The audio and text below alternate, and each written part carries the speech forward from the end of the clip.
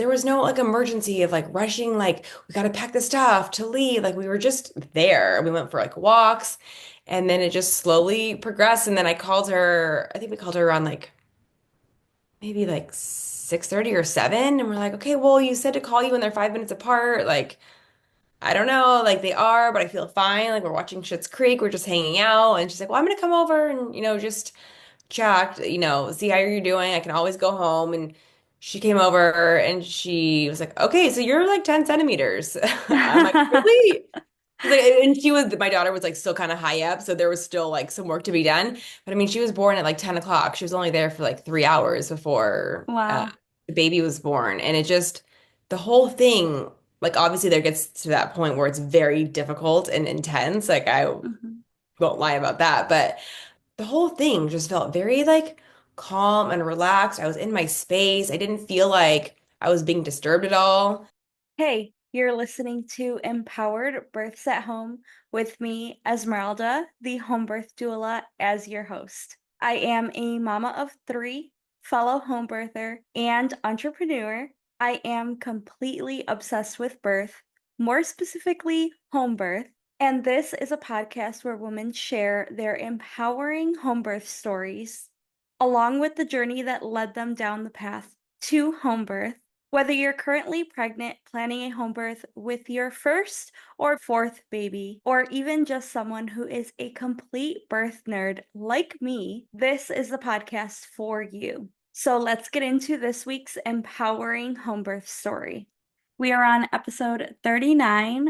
Today we'll be talking with Holly, who will be sharing with us her two home birth stories and her postpartum services business that she offers as well, which is really essential to postpartum care.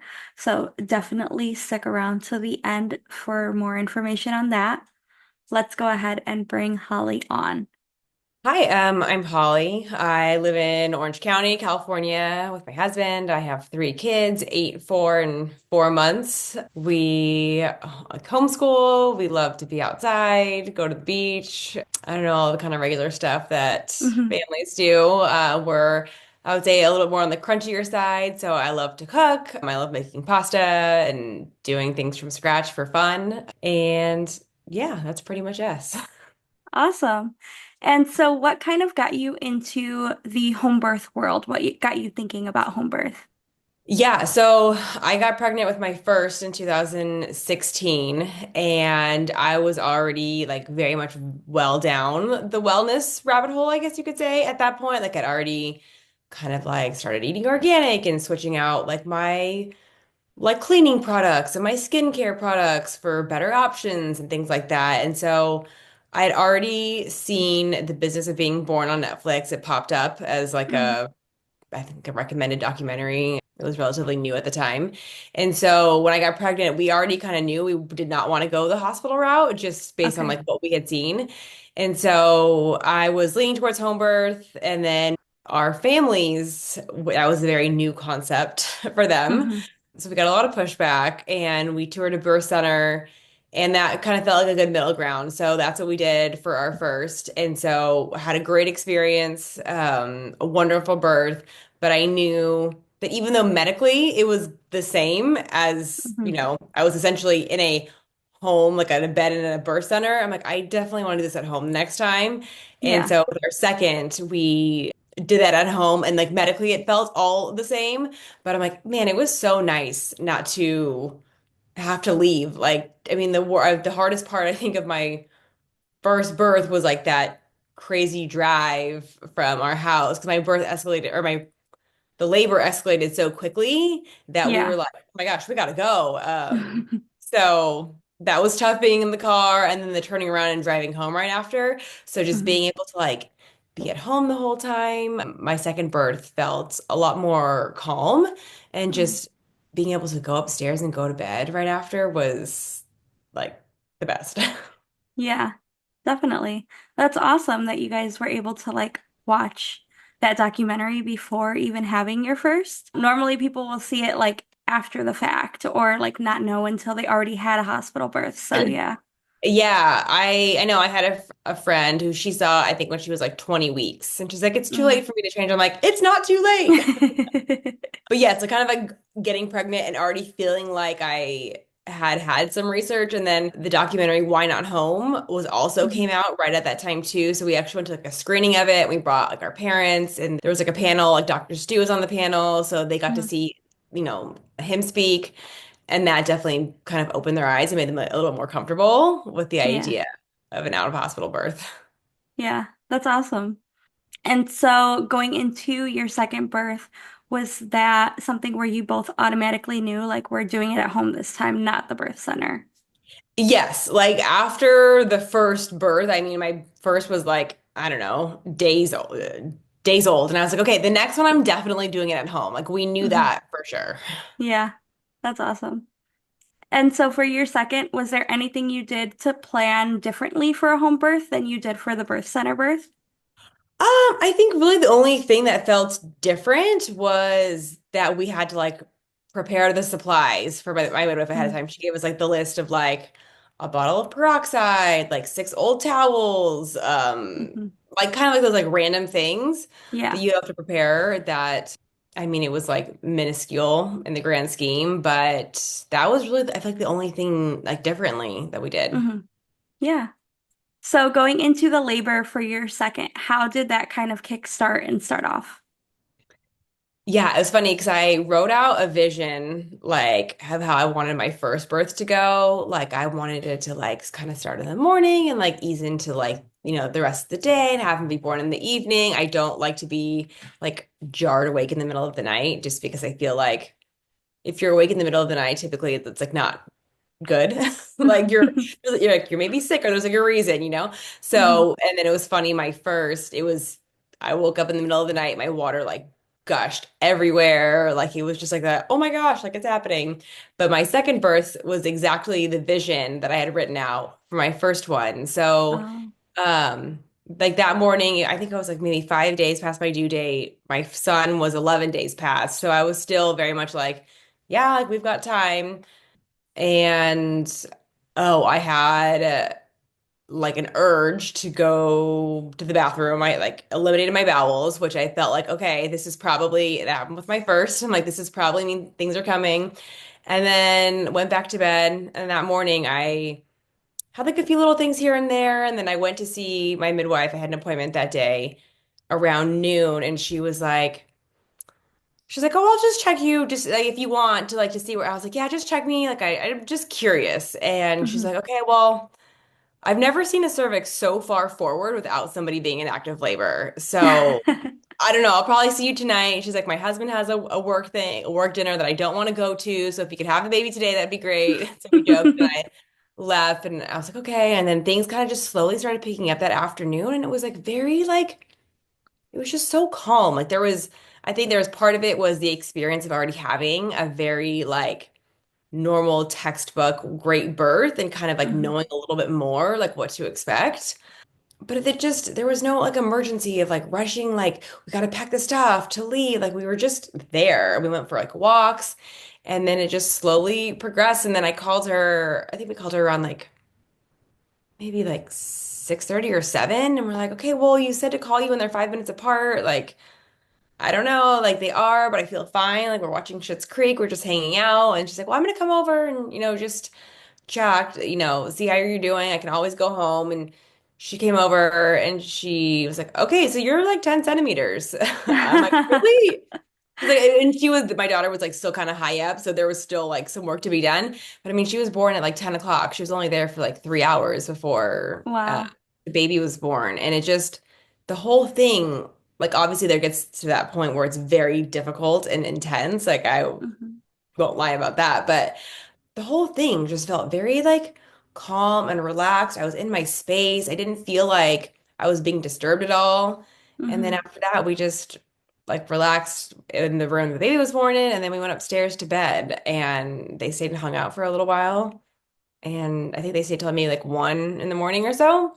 Hmm. And then we just like went to bed. And it was so nice to wake up in our own bed. Yeah, definitely. That's awesome that you kind of like weren't even sure if you should call her or like have her come. I know. Like, is it time? Yeah, and then just like 3 hours later, baby's here. So yeah, Yeah. that's awesome.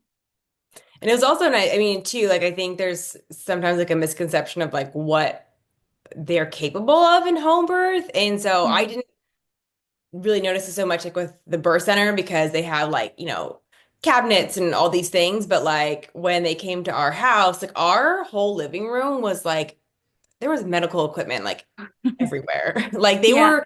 there was like oxygen tanks for like the baby, for me. Like, there was all this stuff there that they packed it all up and they took it with them Hmm. after, but it kind of like that conception that there's really nothing they can do in Hmm. case of some sort of like emergency or whatever. Like they are well equipped to handle a lot of things. Yeah. Yeah, definitely. That's something not a lot of people understand, especially like husbands. When they think of a midwife, they just think it's someone who comes with like gloves on and they're like, oh, I'm here to catch a baby, and that's it. But really, they come with like all this equipment. So everything that they're worried about of like, well, what if you hemorrhage? What if you Right. tear? What if this happens? It's like midwives are equipped with all of the equipment to be able to handle all of that. The only Yeah. thing that really they can't bring from the hospital is like an epidural. And if you're Right. having a home birth, you probably don't want an epidural anyways. So, No, yeah, you want to have resources at a hospital if you're getting an epidural. yeah, definitely. That can make you more likely for all other sorts of things. Yeah, so it's like they just bring everything with them. Yeah. And most people don't know that. So, Yeah, well prepared. hmm For your third one, did you end up having the same midwife or did you end up going a different route? Yeah, so it actually worked. So the midwife that was at the birth center with my first ended Hmm. up leaving the birth center and starting her own home birth practice. Okay. So she did our first and our third. The midwife with our second has retired since. Okay. So we weren't gonna be able to use her again. And we loved our midwife from our first birth. So Hmm. it just felt like we love her, we know her, like we love her energy at the birth. Like this is like a no-brainer. Like she's it. So Yeah. that was nice to just be able to be like, okay, Rachel, it's time. Hmm. So that felt good to be able to have her. Yeah, definitely. For your third, how different was that one from your second? Was it like super different or was it really the same? It was very different in the sense that my older two kids were there. So it was my Okay. first birth having kids there. So my son was almost 4 when my daughter was born, and he just like wasn't ready. Hmm. Um, for this third one, he was 7 and my daughter was almost 4. But girls are like more emotionally mature oftentimes. So she was Hmm. ready. So we had them both there. So that was very different. We had a photographer and a videographer for the first time. That was different. But the photographer was like one of my closest friends who is a photographer who's wanting to get into birth photography. And she's had Okay. 3 girls, I think, 2 birth centers, one at home. So she's like Mm, very comfortable like with like the birth space and home birth. So she was there. And then so that was definitely like new, but the energy was like super calm. It was great. But the birth reminded me a little bit of like a combination of my first and my second. So my mm, first one was like more painful. I don't know. I don't know if I mean he was posterior, but I felt like okay. a little bit like more pain where like towards the end, like more like transition time, like the pain like didn't stop in between. The Mm, contraction would end, and I didn't feel like I really got like a lot of a break. I'm like, why does it still like feel like there's cramping? Like it didn't, mm, but it was like my second in the sense that it was very quick. Like my midwife got there at 1:30. He was born at 4 p.m. mm, So it was very fast. It was the same thing. Like woke up in the morning, unsure. Like was texting my midwife. I'm like, I don't know. Like if this is it. Like I don't know what to. And so that I don't know. It almost felt like a mix of the two, but it was yeah. definitely the best one. I mean, there's just some things that I just feel like I've had 2 under my belt now. So the experience of Hmm. knowing like it's going to be hard. I can do this. We're going to get Hmm. through it. The only way out is through. You have to just embrace it. The more you fight it, the harder it's going to be. Like I was very mindful never to say like, I can't do this anymore. This is horrible. It was just like this is getting really hard. Like, or I'm like, I don't want to do this anymore. But I never said I Mhm. couldn't do it. I'm like, I just like Yeah. this is really hard. I don't like very mindful of that. Mhm. Yeah, and so my kids got to both see it. And oh, and this is the first birth that we did not find out the gender of the Okay. baby. So that was really fun and exciting. My son got to announce the gender to everybody right after he was born. So I feel like there was a lot of things that really made this one like really special. Mhm. Yeah. How did the third one start off? Let's see. This one was a little bit different in the sense that like he was born on a Monday. So like that previous one, like half a week before on that Wednesday, I woke up with like like I had to like eliminate my bowels and I'm like, oh, okay, like I think this is coming. And then I got kind of this like wave of anxiety that I had with my previous two births of kind of like, okay, like here we go. Because once you get on the roller coaster, like you can't get off. Like this is Yeah. happening.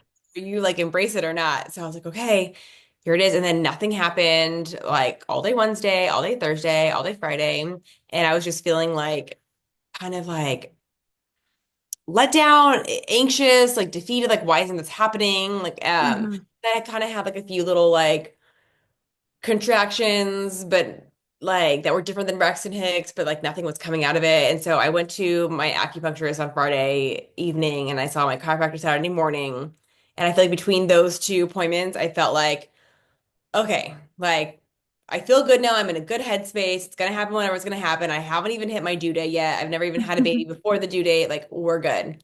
Yeah. And then Saturday night, I went to bed and I had some like bloody discharge, which I never had with my either of my Mhm. births. So in my mind, I'm like, oh, this is happening right now. Like I didn't know that that could happen, and you could still be like days away. So I was like, Yeah. it's happening. So I'm like in the middle of the night, like thinking, okay, this is tonight's the night. And then I kind of had that discharge over like Saturday night, kind of all day Sunday.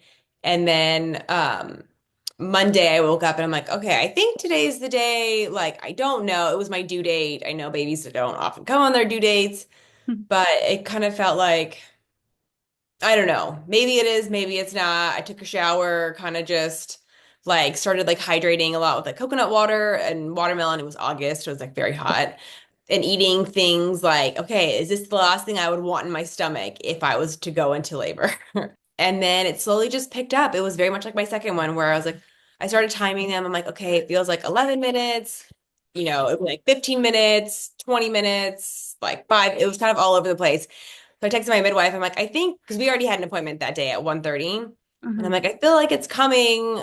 Like, I don't think you're going to go home after our appointment. I'm not really sure. So she texted me. She's like, download this app and share the live stream with me. So she could like watch them at her house. Okay. And I think around like maybe by like noon, she was like, okay, things are like, like staying pretty steady. I'm gonna come over when they're 5 minutes apart. And which ended up being at like right at 1:30 when our appointment time was, and Mhm. then born at 4. Yeah. It sounds like you have really like fast active labor. Like the early Yes. labor might like Yes. go for a little bit longer, but the active labor just is like, boom, we're there. Yeah, I feel like with all three of them, I've like done so much of the early work like in the weeks before. Like I remember with Hmm. like my first even I was like 4 centimeters for like 2 or 3 weeks. Just Hmm. like living and then when it's go time, it's like we're going. Yeah, definitely. That's awesome. Did you have like a water birth or land birth with Oh these? yeah, my first one was on the bed, and then the second one was in the water. And I remember saying like I don't know if I want to do that again. I felt like I never like really got comfortable in the tub. I was kind of like leaning back, and I just felt like I Hmm. was never in a good position. And then so with my third one, I was like, I'm open to either, but I felt more called to be like on my hands and knees. So I Hmm. pretty much labored that way the whole time. And I was in the tub and then I got out. And then she's like, get back in the tub. And I was like, I don't really want to. She's like, just try it. And I got in and I was like, oh, this feels like so good to be in here. And then so he was born in the water on my hands and knees. And Hmm. my husband caught that one. So Hmm. it's always the plan for him to catch the other two, but I was always like, no, like don't like leave me. Like when the time came. So that one he just like hopped in the tub and caught him. Hmm. That's And that was awesome. my first birth too, with no, like I didn't actively push. I just like let him come Mm, out and I had no stitches first time, mm, which was yeah. great. For you said your son was the one who said the gender for the third Yes. one? Yeah. Yeah. Did your husband just kind of show him, or how did that work? Yeah, that was kind of like our plan anyways. And Hmm. so, I'm like leaning over the tub. My husband's like behind me. So he catches him and he's like, face comes up, face down. And then he like lifted him up to my son who was like right on the other side of the tub. So it like worked out perfectly that he was able to kind of like just pick him up and then hold him up. Hmm. Yeah, It was that's cool. awesome. Did you have any kind of like inklings to what you were maybe having, or you didn't know at all? Yeah, I knew for certain it was a boy. I Mm, don't know. And I think most of our family and like a lot of people thought that, like very few people thought it was a girl, but like from the moment, even like after my daughter was born, all my friends with 3 kids joked, they're like, "Oh, Blair, like she's such middle child energy. You're definitely having another baby like at some point." hmm. And then we all joked, we're like, "Oh, Blair couldn't like she needs to be the only girl in the Uh-huh. family. Like, she's not she's not gonna be one for a sister. She's gonna be like the only princess kind of a situation." So Yeah. yeah, we all kind of like felt that energy. Like I kind of knew it was gonna be a boy before I even got pregnant. Hmm. So Yeah. I mean, but then I was like, well, I don't know. Maybe the universe is gonna trick me and just be like, oh, you think you know, but you don't. So Hmm. Yeah. That's funny. That's really cool. I love that. For having them there, was there anything that kind of you prepared them for before the birth or anything like that? yes, I definitely would do things differently. I showed them a lot of birth videos, but I showed them a lot of very silent, peaceful people who Mhm. kind of just like breathe the baby out. And as much as like, I'm going to breathe the baby out this time, that is just not how I birth. Like, Yeah. I am very loud, like primal. My son said I sound like a gorilla. And I wish I would have shown them more videos like that so they could Hmm. just know like this is what it could look like, more like different types of birds so they could see hey, this is Yeah. what it could look like and so they would be surprised. My daughter was definitely freaked out a little bit Mm. by the sounds and she went in the other room towards the end and then right when the baby was coming out my son was like called her in and was like the baby's coming and then she like ran back in, but I wish I would have prepared them a little bit more to show Mm. them different types of births. Yeah. I've heard some moms say that they play like a game where they make animal sounds. That way, Oh, yeah, that way, like during the birth, it kind of helps prepare them for those sounds. And they're like, oh, it sounds like this kind of sound like a gorilla or whatever. But they're used yeah, to it because they've played it with mom before. So it doesn't like freak them out or anything. that would have been a good idea. Yeah, just something to think about for anyone who's maybe planning to have their kids there during the Yes, birth. Just a yeah, little fun thing definitely. to do. Yeah. Hmm. And so after having your births, how were your postpartum periods?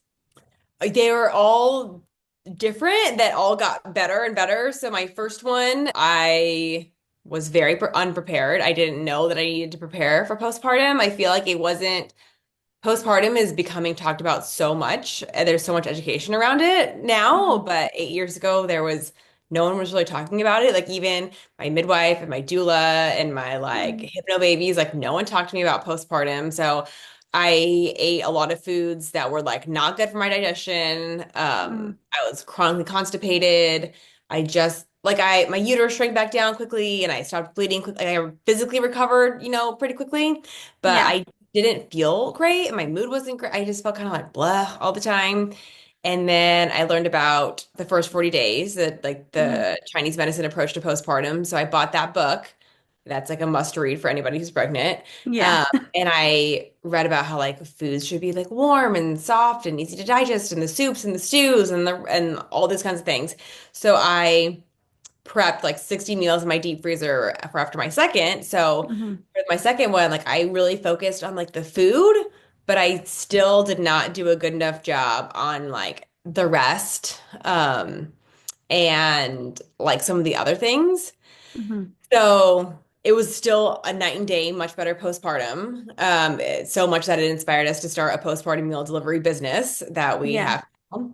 And then now with the third, I was like, okay, I'm gonna rest and I'm gonna like incorporate the herbs and like massage myself with the oil. Like I'm gonna do all of the things and not just the food. And like Hmm. the third one was even better than the second one. For the first 40 days, I didn't do anything that I Yeah. didn't like have to do. Like I didn't really like heat up any of my own food. It was like, and I was telling people like around 2 weeks is kind of that point where you're like, I'm feeling better. Like my bleeding has really subsided. I totally have more energy. I can get up and do stuff. But I felt like those second 2 weeks when I feel like I could do stuff, but I chose not to, was like really like the secret sauce and like Yeah. the golden area of like the recovery that I like took the rest that now at 4 months I feel better than I did in my other postpartums because I'm like, just because I can doesn't mean that I should. Like Yeah. everything's waiting for me, my life is waiting for me. But also, especially with two kids too, I'm like, once I get back into like doing stuff, like there's no going back. Yeah. Like if I start getting back into like cooking and stuff at 2 weeks, like I'm not gonna just be like, oh, just kidding, I'm not doing that anymore. Like now people expect Hmm. me to like kind of be back versus if I take the whole, 40 days. I'm gonna get like a lot more out of it. Yeah. It was like a vacation, not have to like Hmm. do all the school lunches and things like that. It's definitely like, I think, a learning curve that women have to go through because you kind of feel that like mom guilt at the beginning, or you feel like maybe you shouldn't have to ask for help. Like you should be able to do everything yourself. And so I think it's hard for like a first time mom and even a second time mom to Yes. like take it easy during postpartum. But I always hear women say like their third or their fourth postpartum was like the best because by Yeah. then they've learned like, okay, I need to Yeah. just I need to take care of myself. rest. Yes. Yeah, I know. There was like some times where I would feel guilty, like being like, "Oh, can you bring me a tea or can you bring me the Hmm. like to my, husband or whatever?" And I'm like, I need to not feel guilty. Like Hmm. I Yeah. just grew and birthed this human. It's like it's okay. Yeah, definitely. That's what I always tell all my clients during our like postpartum appointments. I'm like, no, just rest. Don't feel guilty at all. Even though you feel Yeah. like you can do it, like still ask for help. And it just helps so much because I did the same thing where like my third was all just rest. And I asked for so much help and I didn't do like anything the first 4-ish weeks. Oh, And yeah, it nice. was like the best postpartum that I've Yeah. had. Hmm. Yeah, I know. And I was telling people too, like I really practiced like accepting help. Like if someone was gonna come visit, they would be like, "Oh, I'm at Target right now. Like, do you need anything?" Like even if I didn't feel like I really needed something, I Hmm. would just I was like, "Oh yeah, can you bring me a perfect bar?" Or like, Hmm. "Oh, can you stop and get me a chai latte?" Like I would ask. And I Yeah. really, the more that I accepted help and like got ex like flex that muscle of asking for help, the easier it got and the more people offer. Like Yeah. even the first time I was at the grocery store with all three, someone was like, "Oh, do you need help out to your car?" And I was about to say like, "Oh no." And then I was like, "Wait a minute. Yeah, this is for people like me. I have three kids and I'm wearing a baby in the carrier. Like, yeah, Hmm. please load my groceries into the car. Like, Yeah. I can accept help." Definitely. Uh-huh. And I know you mentioned that the postpartum meals were like a really big part of your second postpartum, Yes. that you started a whole business from it. So tell us a Yeah. little bit more about that. Yeah, so it's called Mama Meals, and we started it when my second was about a 1 year old, when I was kind of like out of the thick of the postpartum fog. Yeah. And it's all rooted in like more like Chinese medicine and like Ayurvedic principles of like soups, stews, porridges. So it's like lentil stew. We have like a creamy chicken and rice congee, like oatmeals, rice pudding, like things that are just like so comforting and nourishing. Hmm. So we cook everything, freeze it, and then we ship it direct to the door of the consumer. So it was like life-changing night and day for me from my first to second postpartum. And then Hmm. I cooked for a few other friends throughout that first year who were having babies too. And they were like, this is so great. They had better postpartums because it was all people who were having like their second or third baby. And I'm like, we need to offer this because And like we had no previous experience in like a food-based or like an e-commerce business. So I'm like, we're just Hmm. gonna figure it out. We're just gonna do it. And it grew so quickly. So I think Yeah. we started in our house and within like about a year, we were like in a kitchen, like shipping Mhm. nationwide. And so now we just finished we're third year now. Yeah. We're going into our fourth year and we use organic ingredients. Everything's gluten free. We use like regenerative meats. Everything's, like pasture raised eggs, like grass fed, like the highest of quality, like sprouted oats, sprouted lentils, all the kind of things that I would use in my house. Like we cook with tallow, we don't use any seed oils, all those kinds of things, just because it's really, I'm like, if I wouldn't cook this way at my house, then I Hmm. don't want to put it. Like I have a guilty conscience and I would not be able to sleep at night. So it's Yeah. like all these recipes that I made for myself and how I made them like for myself. And then we just, scale them up into a bigger quantity. Yeah. That's awesome. Did you guys start off shipping everywhere, or was it kind of very local at first? It was local only. Okay. So I'm in Orange County, so I was doing the deliveries myself in the beginning. Mm, And then for a little bit, we did like on Uber, you can mm, hire like a package delivery, like not like you're not taking the okay. ride, but you just hit package, and it just means like you're putting like something in the car to be delivered. So I started using Uh, package delivery for uh-huh. orders. And then I met an Uber driver through that who was like awesome. I'm like, hey, like, do you want to give me do you want to do this like outside of the app? So I got his Hmm. number and then I would give him like 3 or 4 or 5 boxes at a time and he would go and hit them all and Wow. deliver. And that was just to like Orange County. We had a few like Hmm. in LA that were willing to pay. Because we were just kind of charging the same rate that the Uber w would charge and then give it to the delivery driver. Yeah, and then once we started shipping, it like opened up like the whole country for us. So Yeah. yeah, we started out very local, and now we're everywhere. Yeah. I really love that.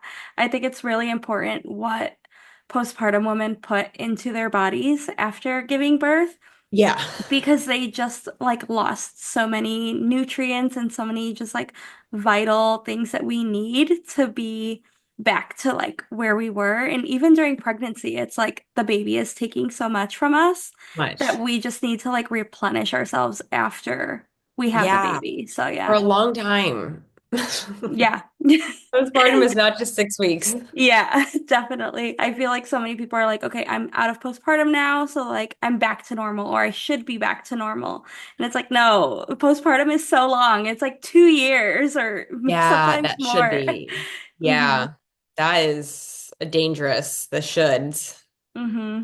Yeah, it definitely is. So, where can people find you if they're interested in like the services that you have, or just asking more questions, anything like that? Yeah. Instagram is the best place to find me. I answer all the DMs for the most part, but I mean, if someone sends me a DM and it's like specifically to me, my team will make sure that I it comes to me. So Hmm. that's on Instagram at eat.mamameals, MAMA meals. And then our website is mama-meals.com. Okay. But Instagram is the best place to find me. That's where I'm at. Um, Awesome. I know, and I forgot we didn't talk about this ahead of time, but I wanted to get you a code for $20 off a first Oh, purchase. okay. First at home. Okay. Yeah. So bring at Yep. home. That's a code for $20 off first Okay. purchase. Yeah, definitely. Awesome. I'll go ahead and put everything down in the show notes. So all of your links and then the code as well for anyone who's interested. And so that'll be really easy for them to find. Awesome. Well, thank you so much for coming on. I really enjoyed your stories and Yeah, everything thanks you for having shared. me. What great stories Holly shared with us today. I'm so glad she was able to come on and share her home birth experiences with us and also sharing her very essential postpartum business with us as well. Again, like I said in the interview, I am so big on postpartum care and especially the meals that mama should be eating during the postpartum period is so important and it's not talked about enough. Even though it is being talked about more, it is not emphasized as much as it should be. So definitely if you are currently pregnant and will be postpartum soon, look into things you can do for postpartum to make that experience better. And Absolutely, one of those things is your nutrition and the meals that you eat after giving birth. So definitely take a look at her page and her website and check out the services that she has to offer. Again, I do have a code if you guys are interested in purchasing from her website. The code is births at home. So make sure you just click the link down below and use that code as well. And if you have any questions about the service, please go to her Instagram and reach out to her, and I'm sure she would answer any questions that you may have. Thank you so much for listening. If you enjoyed this episode, I'd love for you to share with any family or friends who may benefit from these empowering stories. Also, don't forget to leave a 5-star rating and review to help others who are searching for this information find this podcast. I'll see you next week for another empowering home birth story.